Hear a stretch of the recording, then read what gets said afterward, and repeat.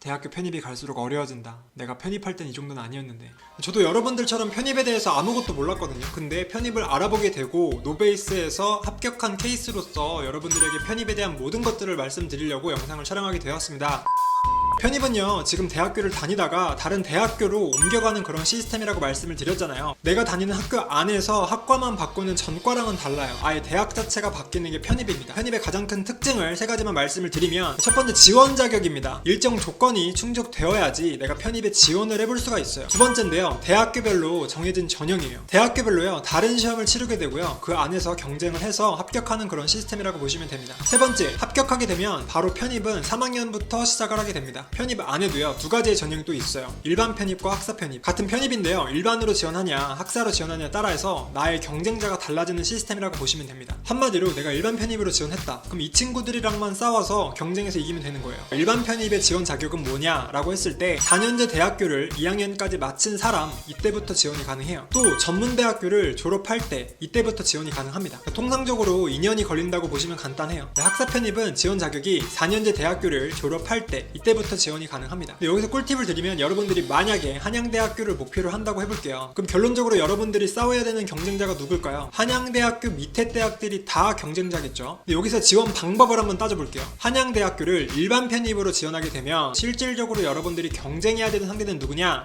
중경외시, 건동홍, 이 친구들을 이겨야 한양대학교로 갈 수가 있어요. 한마디로 좀 빡세다는 거예요. 그래서 편입에서도 일반 편입이 난이도가 어렵다고들 하는 거예요. 그래서 편입 자체에 대한 인식이 난이도가 어렵다, 그냥 재수는 하자, 이렇게 되는 거고요. 반대로 한양대학교를 학사 편입으로 지원하면은 얘기가 달라집니다. 학사 편입은요, 4년제 대학교를 졸업할 때 지원이 가능하다라고 했는데, 일반적으로 생각해봐요. 4년제 대학교를 졸업하고 나서 다른 대학교 3학년으로 다시 들어간다? 이거 쉽지 않은 일이거든요. 학사 편입은 누가 지원을 하는 걸까요? 학점은행제로 취득한 4년제 학사 있죠. 이걸로도 지원이 가능하거든요. 그래서 학점은행제 출신들이 되게 많습니다. 그럼 학점은행제는 누가 하냐 라고 했을 때, 보통 고졸 전문대, 지방대, 수도권대 이런 학생들이 대부분입니다. 그래서 일반 편입보다는 빡센 경쟁자가 아니라는 거예요. 그리고 편입은요, 경쟁률이 또 존재를 하는데 일반적으로 정시보다 월등히 높아요. 왜 그러냐면, 편입은 원서를 접수할 때 제한이 없거든요. 그래서 일반적으로 한 학생이 보통 대학교를 10군데씩 써요. 그러니까 경쟁률이 폭등하게 되는 건데, 결론적으로 이 학생이 몸이 하나다 보니까 한 대학교밖에 못 가잖아요. 합격한 대학교에 대해서 하나 선택을 하게 되면 나머지 대학들은 빠지게 되는 거예요. 그럼 빠진 만큼 예비 번호가 돌겠죠. 그래서 예비 번호가 되게 많이 돌기도 합니다, 편입은. 그리고 일반 편입이랑 학사 편입이랑 경쟁률이 비슷하다고 가정을 해도 학사 편입의 커트라인이 더 낮습니다. 아까 말씀드린 경쟁자들의 수준에 의해서, 한마디로 내가 만약에 80점이 나왔어요. 근데 일반 편입으로 지원하면 떨어지는 건데 학사 편입으로 지원하면 붙을 수 있다는 거예요. 근데 학사가 무조건 유리한 건 아닙니다. 내 상황에 맞게, 나의 베이스에 맞게 준비를 해나가는 게 제일 좋다고 볼 수 있죠.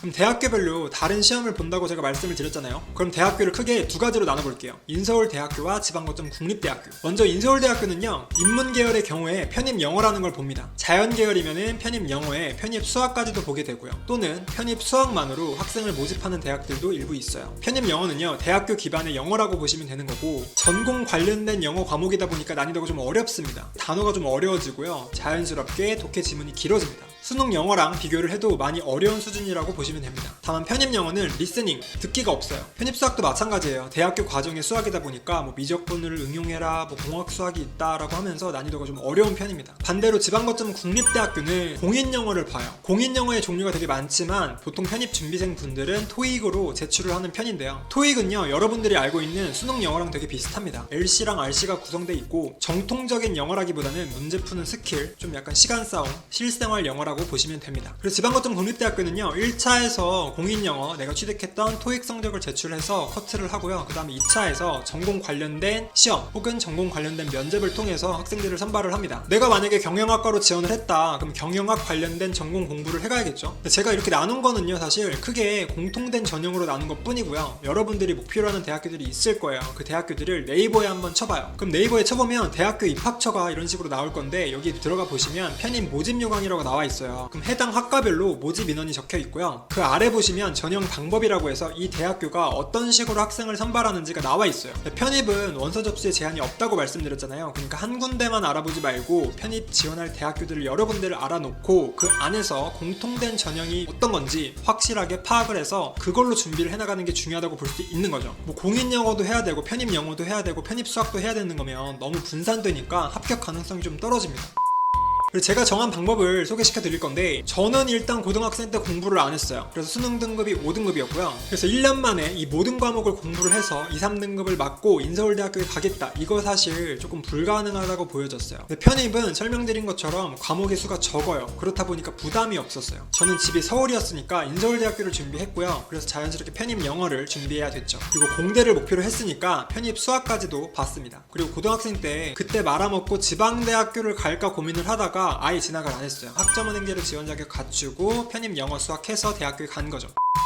편입 영어는요 4가지로 구성이 돼요. 단어, 문법, 논리, 독해로 구성이 되는데, 단어 같은 경우는요 전공 관련된 조금 난이도가 있는 그런 단어다 보니까 여러분들이 처음 보는 단어가 대부분일 거예요. 저 같은 노베이스 분들은 있죠, 일단 고등학교 0단어부터 스타트를 해서 뭐 능률북화, 어원편 이런 거 있거든요. 이런 거를 먼저 마스터를 하고 나서 그 다음에 편입 0단으로 넘어가는 게 좋은데, 편입 0단어는 뭐 MD나 뭐 MVP, 뭐 복화바이블 이런 책들이 있습니다. 문법 같은 경우는요 학원의 도움을 받는 게 되게 중요한데, 내가 문법 문제를 맞추기 위해서 공부를 하는 것도 있는데 독해 지문을 읽기 위해서 문법 공부를 하는 거거든요. 그래서 여러분들이 어렴풋이 알고 있는 문법 개념은 오히려 독이 될 수가 있다는 거죠. 그리고 논리는 간단하게 이런 식으로 블랭크가 나오거나 뭐 뉘앙스를 묻는 문제인데, 사실 단어와 문법의 결정체라고 보시면 간단합니다. 실질적으로는 단어 싸움이에요. 그리고 독해는 여러분들이 알고 있는 독해랑 똑같아요. 뭐 전공 관련된 의학, 철학, 심리학, 지문의 길이가 좀 길죠. 편입 시험 일정은 보통 12월에 모집 요강이 발표를 하고요, 1월에 시험을 봅니다. 그리고 2월에 합격자 발표를 하고 3월에 3학년으로 들어가는 그런 시스템입니다. 그래서 1년 커리큘럼으로 조금 보면은 여러분들이 노베이스시면은 1, 2월부터 공부를 하시는 게 좋고요. 늦어도 3월부터는 공부에 들어가주는 게 좋아요. 단어 같은 경우는요 편입을 처음 시작하고부터 끝날 때까지 봐주시는 게 단어고요. 그리고 문법 같은 경우는 4, 5월까지 문법 개념에 대한 것들을 마스터를 해나갑니다. 그 다음에 5, 6월에 문법 문제풀이를 하게 되고요. 6월에서 8월 정도 이 여름 시기에는 논리 공부를 하게 되고요. 사실 단어와 문법 공부했던 것들을 토대로 해서 단문 독해를 하는 그런 연습을 하는 게 되게 중요한 시기입니다. 그리고 9월부터는 정말 독해 공부만 하게 되고요. 대략적으로 10월 정도, 가을 정도부터는 내가 기출문제를 풀면서 실전 감각을 쌓는 그런 파이널 대비를 하는 게 되게 중요하다고 볼 수 있습니다. 그래서 편입 공부를 할 때는 여러분들이요 편입 학원을 다니는 게 무조건 좋고요. 저 같은 경우도 노베이스였고 공부하는 방법도 없었고 그 다음에 자제력도 없었기 때문에 편입 학원에서 그런 모든 것들을 이용하려고 했었거든요. 근데 뭐 메이커 학원이라서 좋은 것도 없고요, 뭐 스타 강사라고 해서 좋은 것도 없습니다. 그냥 나한테 맞는 강사가 짱이라고 보시면 돼요. 그렇기 때문에 여러분들이 몇 군데를 정해놓고 상담 받아보고 다니는 게 제일 좋습니다. 만약에 지방에 거주한다, 뭐 직장인이다, 군인이다 이런 경우는 학원 다니는 게 좀 어렵잖아요. 그러다 보면은 인강으로 공부를 하는 게 나을 수 있습니다. 인강은요 내가 언제 어디서든 시청이 가능해요. 다만 자제력이 없다면 금방 포기하고 침대에 들어 누울 수가 있는 거죠. 그러니까 개인마다 다르니까 이것도 확실하게 한번 정해보시길 바랄게요.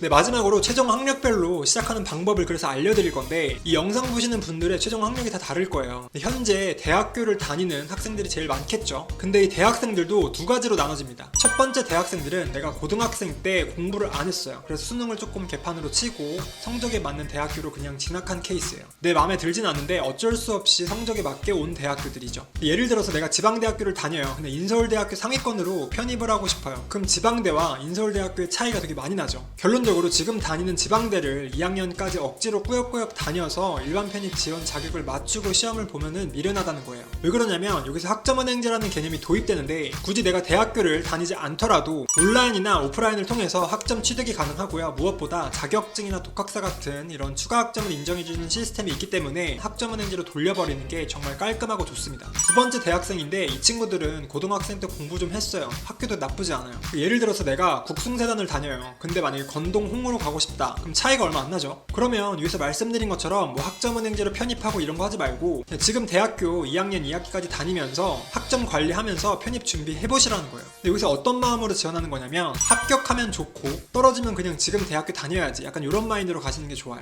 약간 보험 전략이라고 보시면 됩니다. 그러니까 실질적으로 지금 다니는 대학교에서 학점 관리에다가 팀 프로젝트 뭐 이런 학사 일정까지 따라가면서 편입 준비하기에는 시간이 많이 부족할 거예요. 그러니까 이 방법은 리스크가 없기 때문에 가능성도 낮은 그런 방법이라고 보시면 됩니다. 네, 세 번째 케이스인데요. 현재 고졸이다. 여기서 말하는 고졸은요, 이전에 대학교를 다녔다가 중퇴를 했다거나 아니면 대학교를 진학한 적이 없는 친구들 있죠. 이런 친구들은 애초에 편입 지원 자격이 안 돼요. 그렇다고 대학교를 다시 입학하는 것도 이상하고요. 그래서 이때도 학점은행제를 활용하시면 되게 간단하게 문제가 해결됩니다. 80학점을 취득하시면 전문학사가 나오고요. 전문대 졸업장과 같은 학력이에요. 그럼 일반 편입이 지원 가능하겠죠. 그리고 140학점을 취득하시면 학사가 나옵니다. 4년제 졸업장이랑 같은 거죠. 그럼 이건 학사 편입으로 가능하고요. 기존에 대학교를 다녔던 사람들이라면 기존에 대학교에서 이수했던 학점들을 끌어와서 학점은행제로 취득하시면 간단하고요. 그래서 여러분들의 최종 학력별로 준비 방법하는 것까지 제가 말씀을 드렸습니다. 근데 사실 대학교 편입이라는 게요, 좀 생소해서 그렇지 이게 정할 것만 하나씩 정해주면은 체계적으로 준비 가능하거든요. 그러니까 여러분들이 하나씩 보면서 어떻게 정해야 될지 한번 좀 따져보시길 바랄게요.